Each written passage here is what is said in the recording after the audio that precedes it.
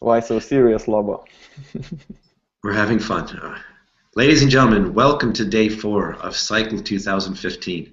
Apologies in advance if my voice flakes out like a 13-year-old. I have a bit of a sore throat today, but we'll muddle through it anyway. Despite that, I'm very, very happy this evening to have one of our star alumni, Eddy Star. Balcikonis, with us tonight. He's one of those people, by the way, who listened to Doug Casey some years ago at a cycle camp and decided to go explore the world and see how that might open up new horizons for him. And it seems to have worked out fairly well. So, Eddy, why don't you tell us your story and what you're up to now? Thanks, Lobo. I really appreciate it. Just I don't see myself as a star, and I'm not. Just trying to do my best and provide value to other people, by doing something good with my life. So, yeah, just maybe I'll just start from the beginning. I'm from Lithuania. I'm 20 years old, and I think 5 or 6 years ago, luckily I ended up in one of the cycle camps in Lithuania, which very strongly influenced my personality and what I do right now in my life. Just helped me realize a lot of different things, which we can dig a little bit more in a minute, and help me make up my mind that I'm gonna experiment. I'm gonna look for the best place for myself to live, the best ideas so that I can work on for a business. How can I do something meaningful in my life, and just work on my liberty, personal liberty, and well-being and liberty of my friends and family. So yeah, basically, I was at that point in time I was still studying. I wasn't sure what I'm going to do in my life, but I was lucky from a young age that I was quite outgoing, and I liked it. I liked to experiment and do new things. And if someone suggested, "Hey, Eddie, let's organize an event or let's do something after school," I'd always go for it, and just to try, have fun. And this kind of stayed with me up to till now. Where whenever I see an opportunity, I try, I go for it. I try and learn from it if it fails or succeeds, and move forward. And that really helps in my personal life and in business. It just gives me more experience and more perspectives to take a look at. So after during my studies, I got an opportunity to go to Sweden and then Scotland. And after the studies, I was thinking, what do I want to do with my life? And this is where cycle helped me a lot. Initially, I was thinking actually about going to Russia, and I ended up going to Moscow for a couple of months. There was a good opportunity to go to some training event for people who are working in non-government organizations, and me, since I was volunteering for few, including Liberal Youth of Lithuania, signed up and just got into it, and went for a couple of months to Moscow. Didn't like it. It was a bit too busy, and just uh, didn't like the culture, I guess, in the end. And after summer of 2010, just before the big fires next to Moscow, I left, and I was thinking what to do next. I tried looking for a job in Lithuania, where I'm from, but then I thought like I should really go for it. And after I think listening to another speech by Casey online, I ended up decided that I want to go to India. India always fascinated me because of the culture. My sister was already in China, so that was out of the way. So it was basically a choice between Brazil or India, and I ended up choosing India because of the culture and growing online economy, which basically what has been my interest for a while. So also whenever I would hear something new, especially about internet technologies, I would go try it out, and through time I collected the skills and experiences that kind of already by end of my studies made me some kind of like beginning internet marketing specialist. So I started looking for a job in India. I found a job in a cool advertising agency in Hyderabad. But once I went to actually get a visa to go to India, the embassy said, "Well, we don't issue work visas to go to India. You can't literally can't go to India to work because they have all the specialists in the world." So I was pretty disappointed because invested quite some time to find a job and what to and how to get to India. But decided not to give up and started looking for other options. How could I get there? And then I accidentally came up across Isaac, I think it's called, the program, and it's basically internship program for students. But even after your studies, for 2 years after your studies, you can still go on Isaac Exchange. So I signed up for Isaac. They accepted me in Lithuania, and then I needed to find a new job, but then I easily got a visa to India through Isaac program.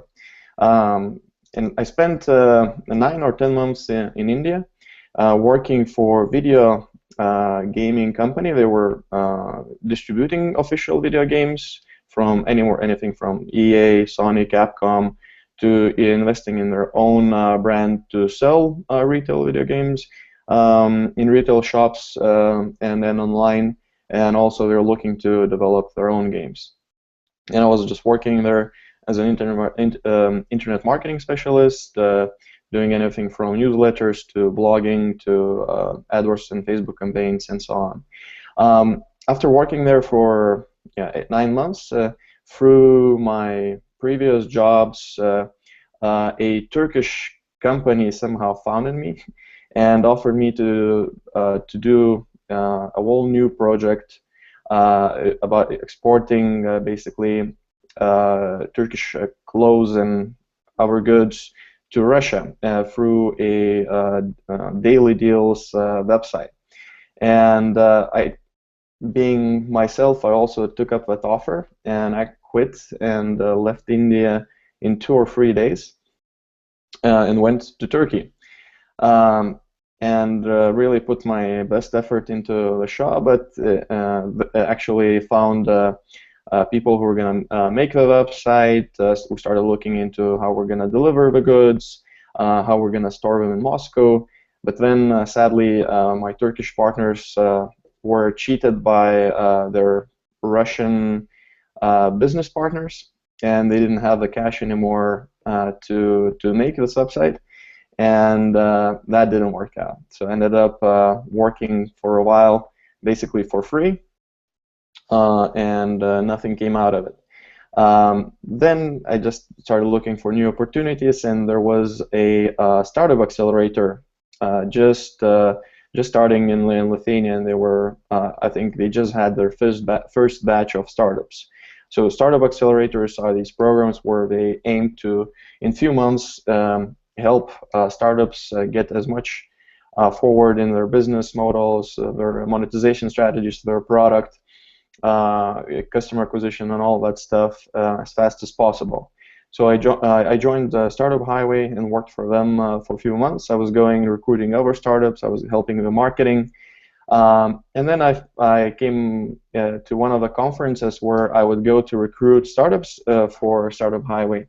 And I was always looking what's the best way to get to know these startups and then to interact with them and find out what they do and tell them about Startup Highway. And usually the best option was to actually participate in the event itself, either if it's a hackathon, so basically you're creating new prototypes, you join a team and work with them and you get to know them, and then you can recommend them something, or pitching and joining a team and then presenting your product. So that's what I did on that event also, and we ended up winning 3rd place, and we got we got accepted into a program in Silicon Valley, in San Francisco actually, with our just newly formed in the event team. And also we got a government grant to go to Silicon Valley for free. So it was like no-brainer. Should we go to Silicon Valley for a few months for free and try to make a business out of this website? My then co-founder said, of course, sure, let's try it. And then that's how I got involved in my first startup. So that was almost four years ago. That startup, of course, failed. We didn't have a good chemistry between us as co-founders. The idea wasn't that good. There was just basically everything wrong what could possibly be with a new business or startup. But it was a great lesson because, again, through failures, iterations, you learn, and this is how you get experience and you learn how to move forward. After my first startup failed, I was involved in a bunch of different activities, and I tried different ideas. I worked for a few months as a marketing guy for a Belarusian startup who was expanding into the United States.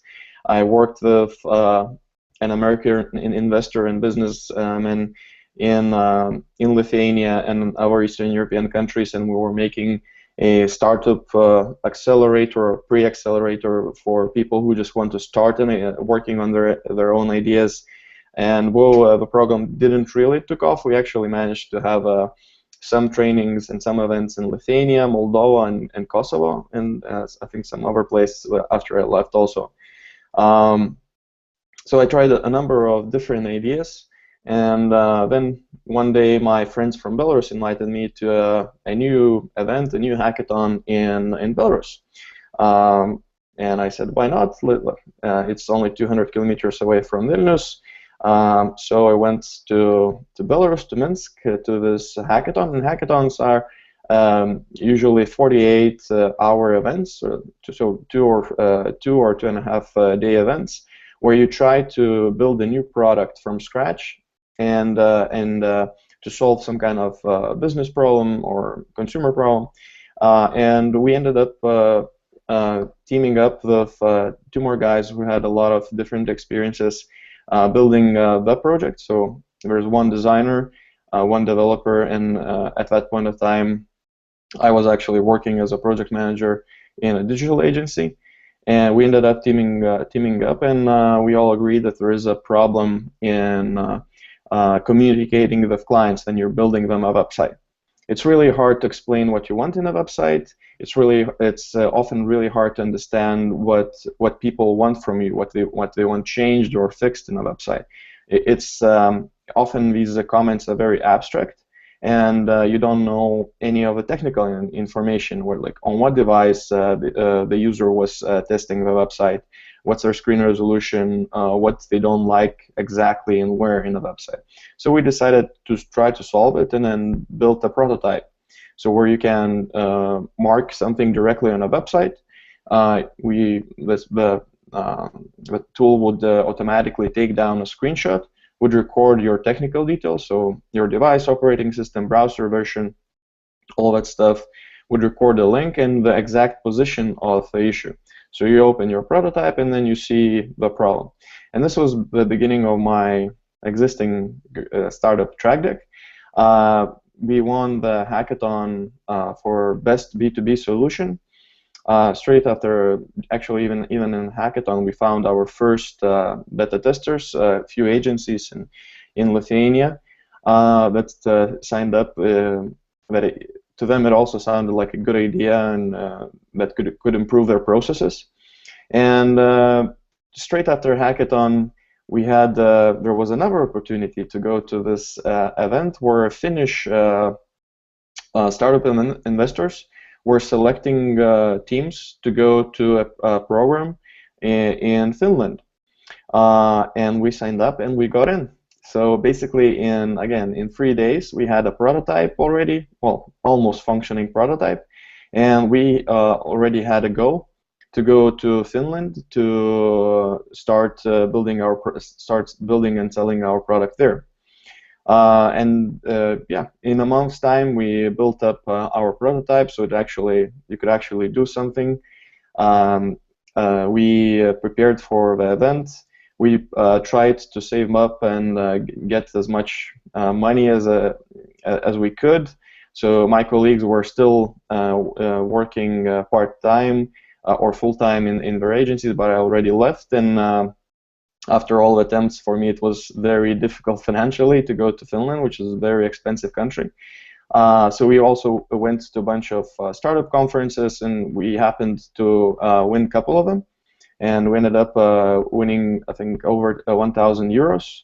Lithuania was still in litas at that point of time, in national currency, and which helped a lot. So yeah, just going out for events and going and meeting people and being as proactive as we could be helped us to start the business from scratch, meet at the right place at the right time, get some bootstrap funding to go to Finland. And then in Finland, we finished our beta of a product. We got around 400 users to test it out, and we landed our first investment, first angel investment from Finnish investors, which was very small. It was just 20,000 euros, but it was more than enough for us free to get through, I think, almost half a year of living, traveling, and other expenses to build the product. So, well, now TrackDeck is already growing small business. We have users in 126 countries last time I checked. So basically all around the world.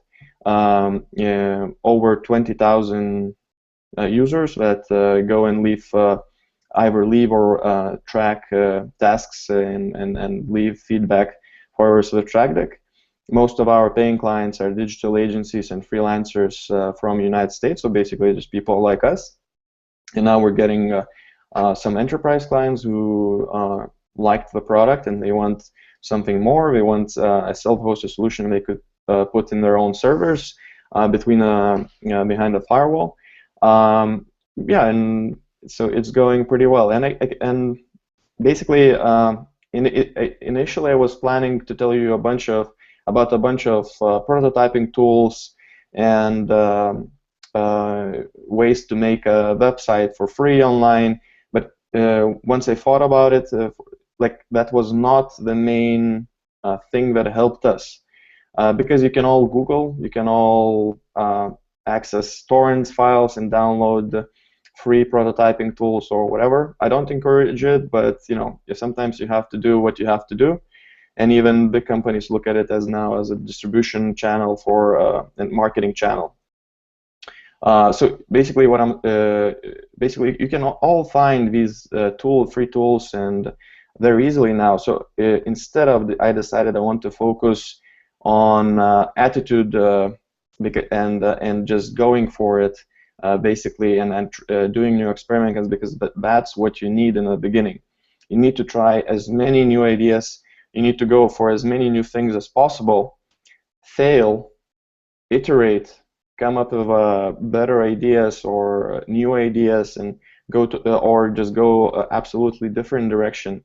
And then once you're really sure what's your passion and what you really like or what's working out for you and for your business, then focus on it and double down your efforts on that specific thing. So then I thought about it. That is the key, and it's pretty easy to listen to it and nod your head or say it right now, but it is a quite difficult process and requires a lot of emotional strength, because through those years when I was experimenting with all those ideas, even my parents would say, "Why don't you, settle?" And my parents are good people. They have their own small business. They're very supportive, but they would say, "Why don't you settle down, go to work to I don't know, IT company, Barclays." They had just opened a big IT center in Lithuania, and I tried working there for a couple of months. Also, your friends won't necessarily understand your new ambitions or your goals, and that you keep trying new things. It doesn't look good on your CV. So if you go from one job to another, people look at you as maybe not loyal, or that you're not sure what you want to do, and it just doesn't look good on your CV really, unless you end up doing something successful, and then people say, well, it all made sense then. But once you look back, it makes sense. At that point of time, it requires really dedication, patience, kind of faith. I'm sorry. Kind of faith that it's all gonna work out in the end, and this is kind of the most important thing. So, firstly, have a strategy how you're gonna try as many different new ideas as possible.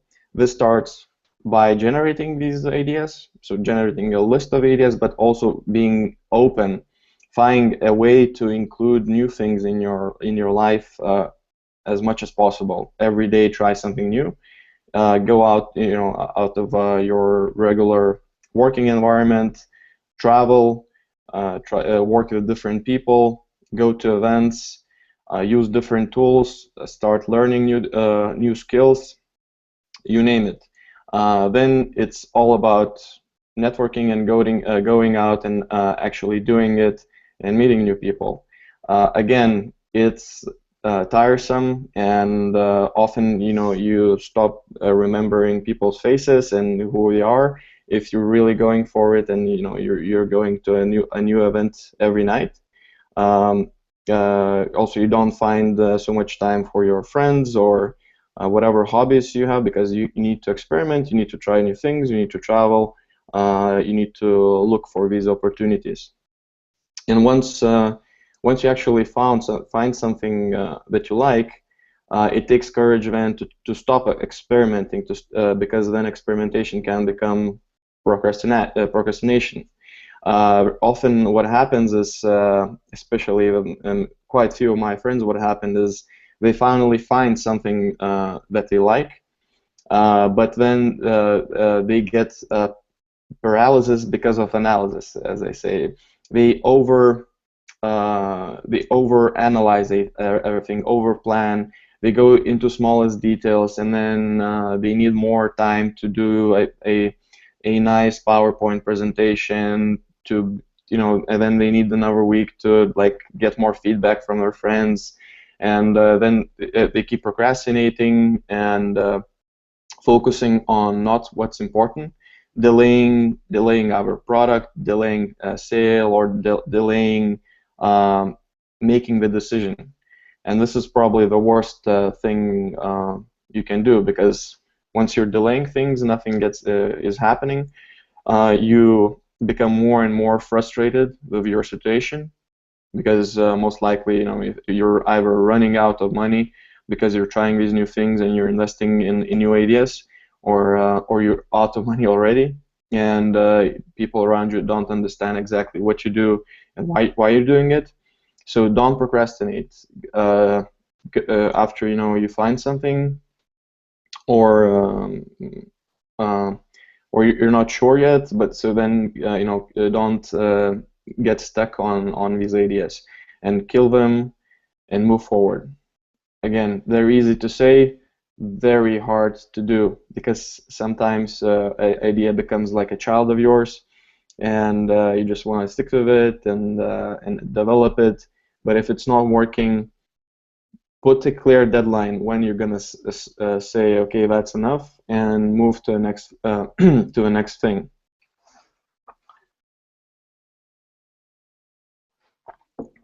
Um, once you're clear what idea you really like, um, if you don't have the resources or enough knowledge, if you think you don't have resources enough knowledge, there's nothing bad about going and working for someone to learn about this new field. It's perfectly fine, and probably the best way to start, because you're going to be financially safe, or at least have more stability than usual.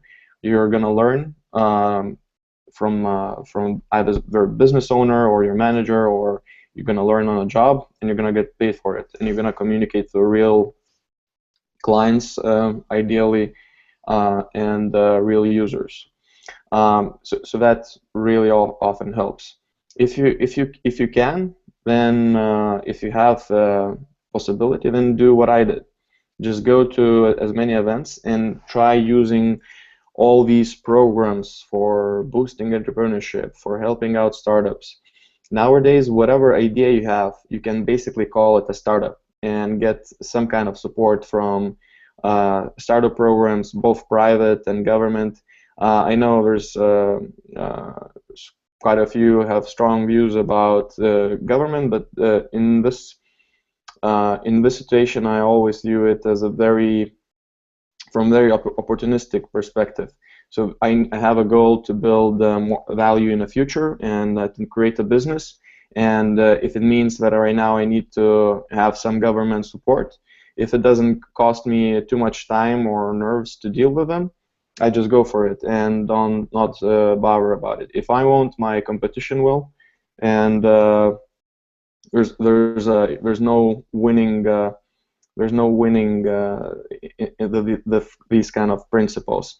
Once you can, just rely as much on yourself, and that's perfect. But if you're just starting out, go to all of these events, go to all of these programs, sign up for them. You're going to be very great, because you're going to be meeting people who are interested in starting new businesses just like you. You're going to be meeting your peers, and you're also going to be meeting people who are already done, because all of these programs usually have some mentors, advisors, you name it. So you can actually meet people who will become your potential partners, investors, and so on.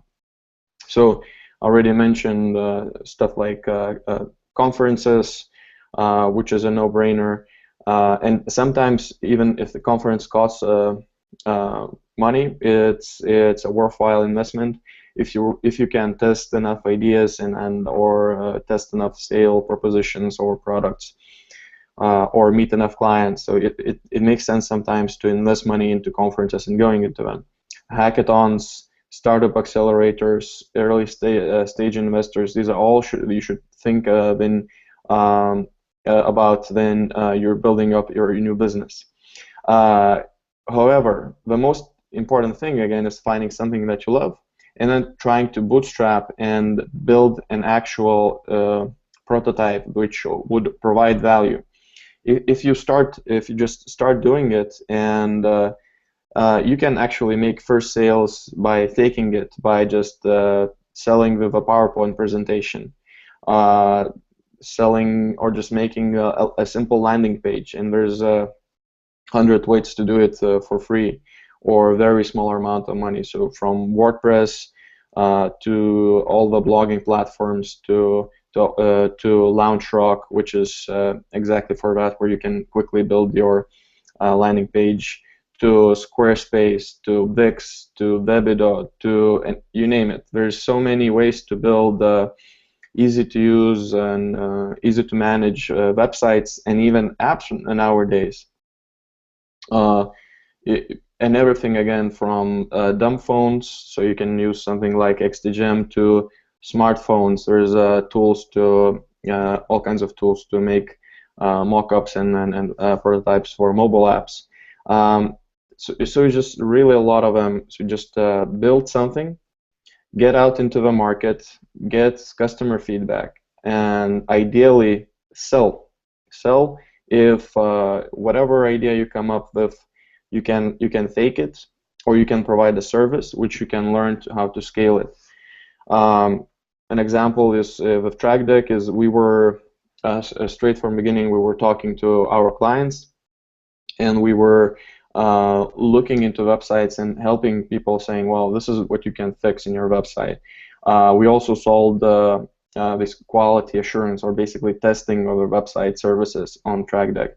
We also help to connect companies that need websites right now with digital agencies. So this way, they become clients, they learn about TrackDeck, and they use our tool in their work.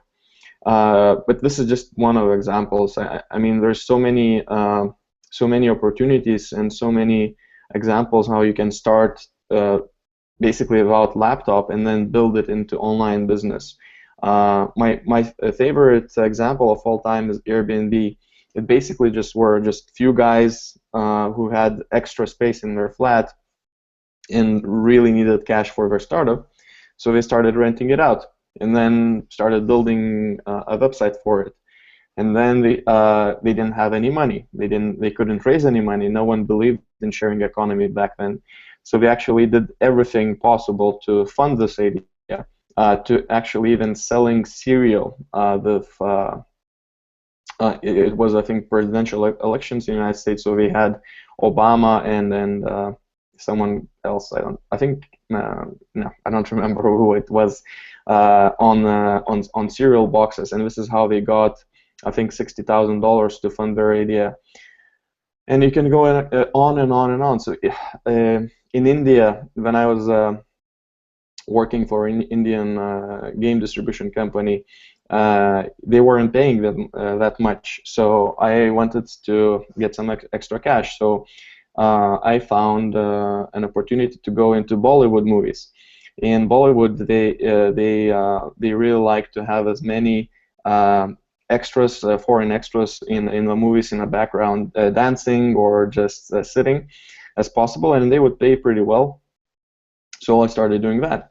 After a few movies, which I would do over weekend or ask a couple of days off, and it would basically be like my half-month salary just for a few days, I realized that there's a huge demand in Bollywood for these foreign extras, all kinds of foreign extras, not only from Europe but different Asian countries, and different ages, male, female, like different requirements. Agents had really hard time finding them.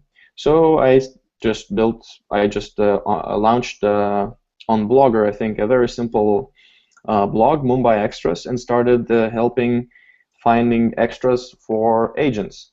And it's still live up to this day, and and it has been 4 years, I still get emails with either Indian Bollywood agents asking me to send them all the extras we have urgently for a new movie, or some guys, girls coming to Mumbai saying, well, we wanna act as an extras in a movie.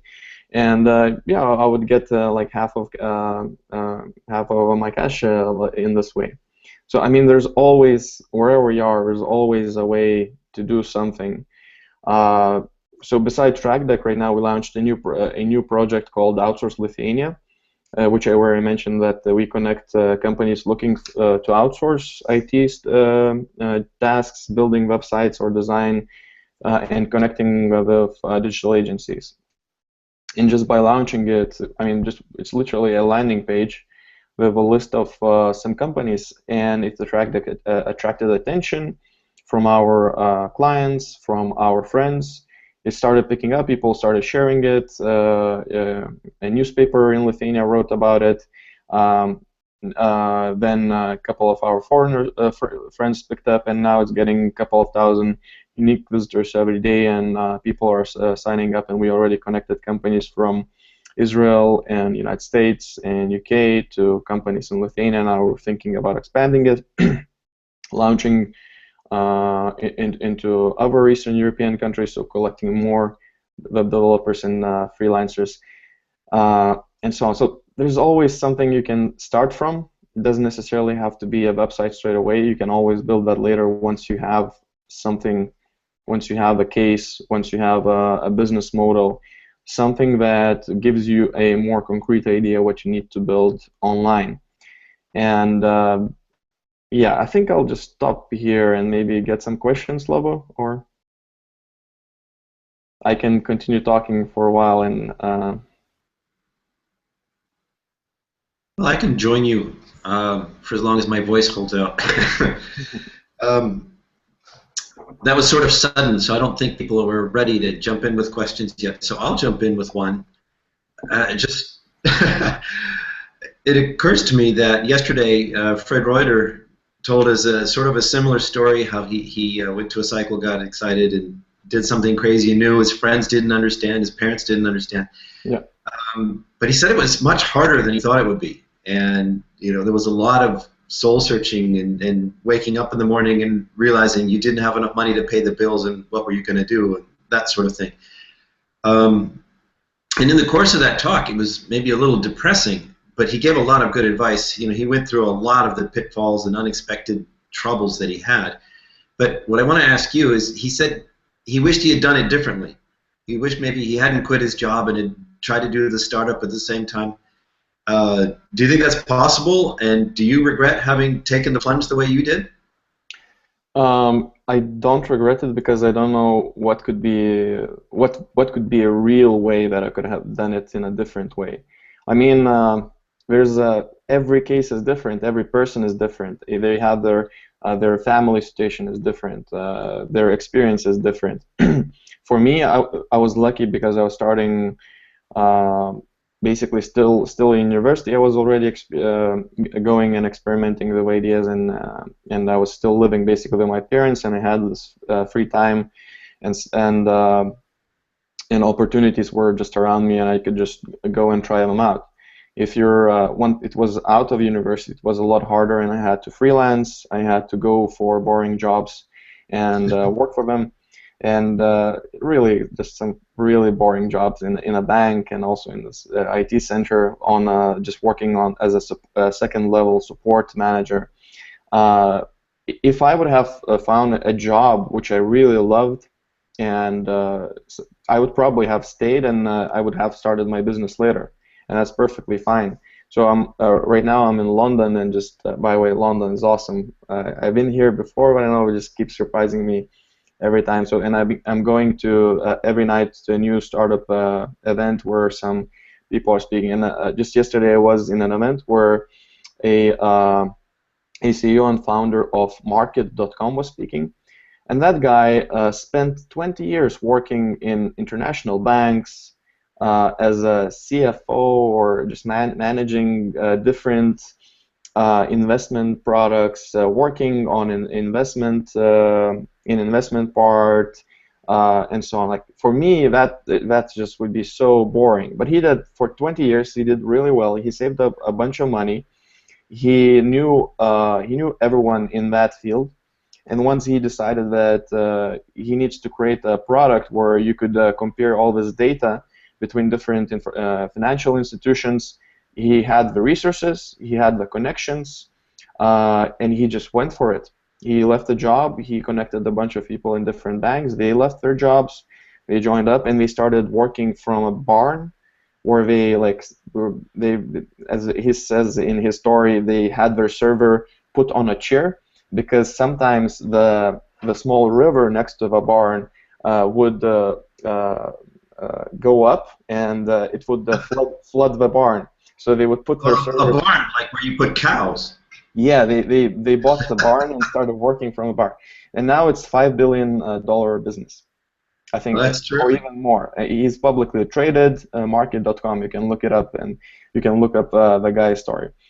I mean, of course, that's a way more comfortable way to do it. I mean, they raised just to start this product. The guy put in, I think, $9 million of his own money, so he was well off, right? And he raised, I think, the same amount from partner banks. So, but by the time he actually launched the product, anyway, he spent all the money. So, in the end, he had a lot of resources, but he could have failed.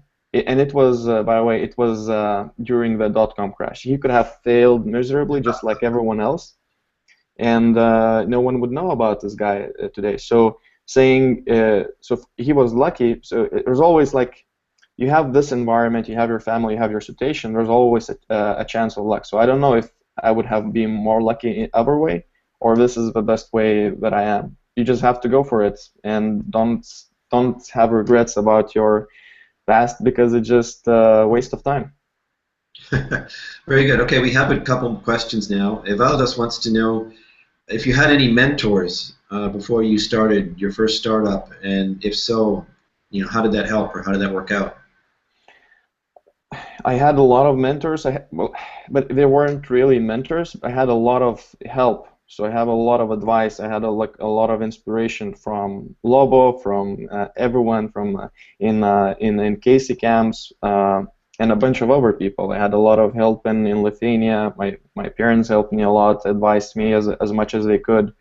But if you're really searching for these ideas, and you're not, even if you're not sure about the field you're going to be in, it's it's sometimes really hard to find a mentor, and because you don't know what to ask. You don't know, like, okay, so what can I ask, this financial business guy, if what I'm really interested is the project management and development, however boring that sounds, but that's what interesting for me right now. So, so if you're moving fast and moving forward, it's better to rely on yourself, to rely on what you like, and most importantly, the idea that starts working. Just go for client feedback and client money, and if a client pays you, that's the best advice and feedback you can get. That's the best, the most honest feedback there is. That's right. Exactly. Dima Leandres asks, he says he has an idea he's working on, but it's taking a lot of time, and he doesn't have that much time because of other work commitments and family, and he's kind of stuck. He's wondering, what are the best ways to go forward here? Would you recommend, if he likes the idea, but he's not making the progress he wants, would it be best to find a developer and pay them to help move forward, or find a partner to speed up the process, or just wait till you have the prototype ready and then look for more money based on that, or quit your job and just dedicate yourself to this thing, or what alternative do you think would be best in such a circumstance? So quitting the job is really up to to Dima, to you, man, because I don't know how much savings you have. If you have enough savings for a year up front, I would say go ahead. But if you have a family to take care, kids or parents or whatever, it could be totally different story. But what it sounds like, that you're stuck in exactly over engineering, overthinking. If you don't have a prototype yet, you don't need it. Whatever you have, you can at least cover part of that product without having the full product, if that makes sense. You don't even need a minimum MVP, minimum viable product or prototype. You can go talk to your clients, try to sell them services or products without fully finishing it. So don't delay. Go talk to real clients. Try to sell whatever is possible. If you're in a situation like web development, you can say, well, this is the website I can bill you. Can you pay half of money up front? Here you go. You have money to hire a freelancer or so on. Of course, if you're building if you're going to build like a full business, a startup, you will need co-founders. If you're alone, it's really hard to do it. Firstly, because of emotional stress, and you just need to share stuff. And secondly, and probably even more important, that one person can't have all the skills needed. Most of us are either more introvert or extrovert, and you need both in building a business. You need someone who will be focusing on product, on technology, on and then you need someone who will be focusing on sales and marketing. But you can't have a business without marketing, and you can't have a business without sales. You can't have a business without product. So you definitely need to look for colleagues and co-founders. Just go for it. Just do it, basically. Just do it. Not to quote Nike again, but just do it. That's very interesting. Fred said something very similar as well, about having the marketing guy and the IT guy. And Doug also said something about that, but he also encouraged people, the introverts, to develop the habits of putting the energy into some extroversion, if only part-time. I mean, you can't hide away forever. And even if you're just looking for your partner, you need to sell him. Of course, it's not about hiding, and it's not about just doing development or programming. Like you should have at least basics. You should be able to, present your product, do some marketing. But I mean, if you're starting out, you have very limited resources or no resources. So all you have is your time and effort, and you need to just try to maximize it as much as possible by focusing on what you do best. So these are called, core competences. What are your core competences, and what do you need? If you're a IT guy, you will need someone who will have this mind of just thinking about marketing and creative stuff and sales and so on. So like it just doesn't work the other way Yeah, unless you get lucky. But things happen. So good luck. they do. Luck is another thing that keeps coming up. But anyway, let's see. Kirill asked, he says, as a quite successful IT entrepreneur, a person who's already deeply involved, or has been deeply involved in startup acceleration programs, do you still believe in such programs? At some point, when the financing is not so crucial as at the beginning, is it better to focus more on the product, or do you still keep going to start up things for TrackDuck, or is this just for new ideas? And if you were starting TrackDuck today, would you do the same thing that you did before, or I'm not entirely clear on what Kirill is getting at, but I know what Kirill is there are a getting. lot of startup programs out there. Are they all good? Or? I understood the question, Lova. So firstly, I wouldn't, again, about changing the past, I can't change the past. I wouldn't change anything because I knew what I knew at that point in time. I know more now. Of course, I would do something differently. Just, yeah, but no, I don't think we would do dramatically something different. About startup events, what do you mean about startup events? Because events are events, right? Like every event is different. So you have a business, you need to make business decisions. You have, for each decision, you have a variety of options. You check those options, and then you make the best decision according to your knowledge or advice that you get from our people, right? So startup, it's the same with startup accelerators, and then going to conferences or not going to conferences. Like, don't go to shitty conferences. Don't go to shitty accelerators. If you've been to Accelerator, don't go again. Do something new. If you're a successful business guy, I don't know what you're doing here. Really listening to me, who's just starting out, you probably should go and work on your business or try some new ideas in your business instead of listening to someone who's just talking about starting out, right?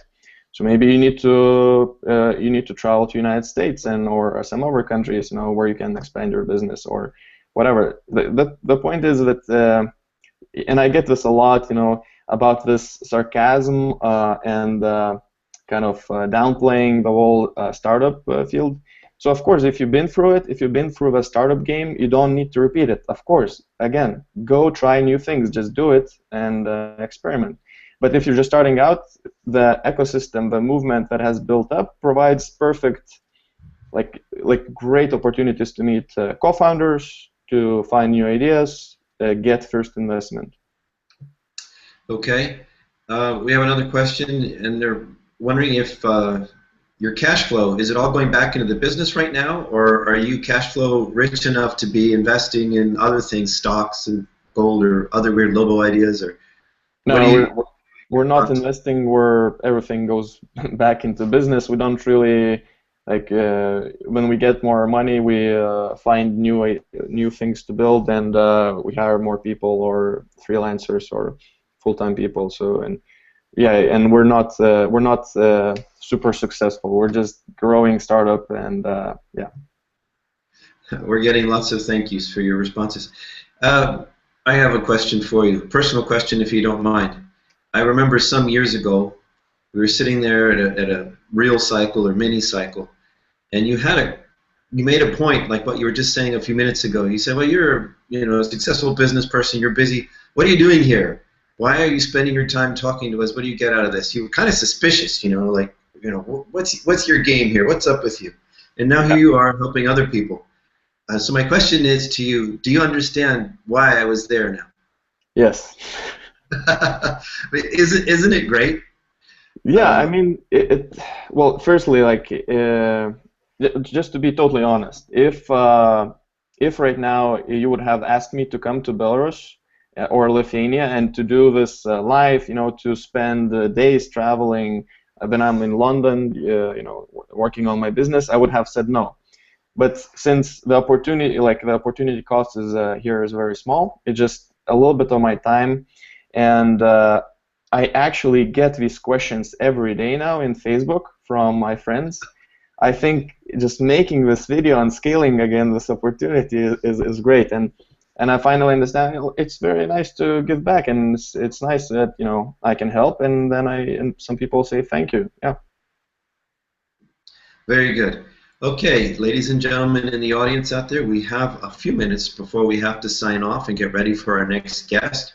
I want to give you a moment, if you have any last-minute questions, to send them in before we say goodbye to Eddy. And while I'm doing that, I want to remind everybody you need to click on the separate links. Each talk has its own link, so you need to click on the one for the next talk when it's time. I also want to remind everybody that Rick Rule made a very, very generous offer, and he requested payment for his services and his advice and mentoring to us all. He asked everybody to participate in a thread on mentoring at Liberty.me.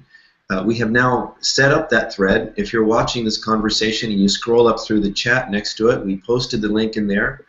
And we'll be sure to post that around the various cycle pages and so on, so that you can find that. And I want to encourage everybody to participate in that conversation, because I think of all the different speakers, we get at least 1 or 2 questions about mentoring per speaker. It seems to be what everybody wants to know about, and Rick is offering very generously to continue sharing his time with us on this subject. So I want to encourage everybody to participate. All right, maybe somebody's going to ask a question. While they're typing, I will say very quickly, it is Thanksgiving in the United States. This is an American tradition. I'm not going to try to stuff a turkey through the screen here, but I want to thank you all for participating. As Eddy and I were just saying, it's a great deal of fun to be able to interact with you, to be able to share something of what we've learned, to help other people.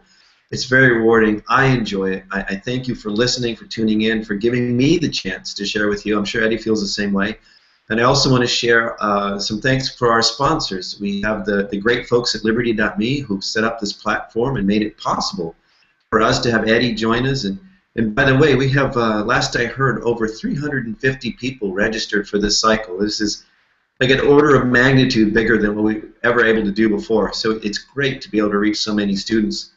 I also want to thank Alex McCoben at Students for Liberty for his support for this project. And of course, our good friends at the International Society for Individual Liberty, who have supported these camps, these learning experiences like Cycle for decades, since the Iron Curtain came down. Okay, we have no more questions, Eddy, so I'll let you go. Enjoy the nightlife there in London. Have a great time, and congratulations for all you're doing, and thank you again so much for joining us today and sharing with us. Thank you, Lobo. Happy Thanksgiving, and I think stucking a turkey through a screen is a great idea. You should try it. I mean, I would. We'll make an app for that. All right, take care. Be well. All right, take care. Bye-bye.